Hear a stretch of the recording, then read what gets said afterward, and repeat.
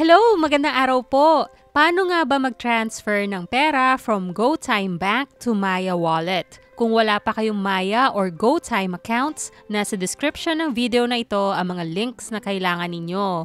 Okay, so ito ang balance ko sa GoTime. At ito naman ang balance ko sa Maya Wallet. Balik tayo sa GoTime. I-click natin ang Send/Transfer. Pag magsisend nga pala kayo sa ibang GoTime accounts, free lang yun. So, dito tayo sa Other Banks.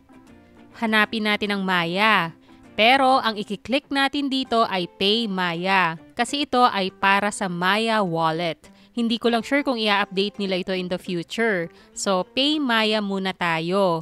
Kasi yung Maya Bank para siya sa Maya Savings Account. So, magkaiba sila. Via InstaPay ito. Usually may fee na 8 pesos. Pero meron din kasi silang free transfer. Ito yon. Meron silang Pay 1 Free 1 scheme. Ito ay galing sa official Facebook page ni GoTime Bank. Halimbawa, yung unang send may 8 pesos na fee, pero yung sunod free transfer na. After every send yun. Alternate yung may fee at yung free transfer. Pero kung may Go Rewards points kayo, pwede nyong gamitin yon as transfer fee. 8 points para sa isang free transfer. Okay, i-enter nyo lang dito yung amount na isisend nyo sa Maya Wallet.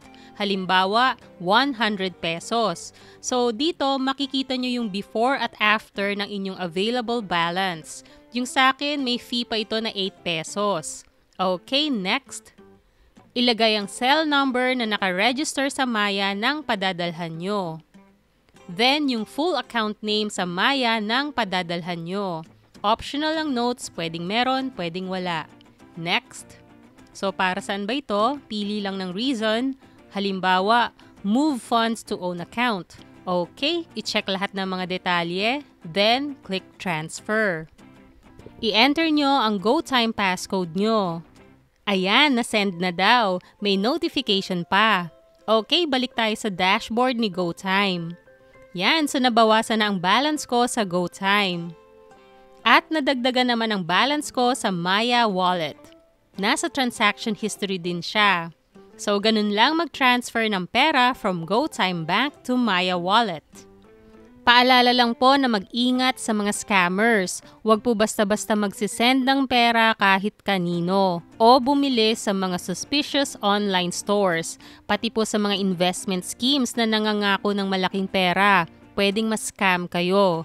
Huwag din po magkiklik ng kung ano-anong links kasi baka ma-hack po ang accounts nyo. Mawawalan po kayo ng pera. Pwede nyo naman pong i-verify sa GoTime Bank o sa Maya kung legit po yung mga links na parang galing sa kanila. I-report po agad kung mangyari po sa inyo ito. Salamat sa panonood, like, share, and subscribe.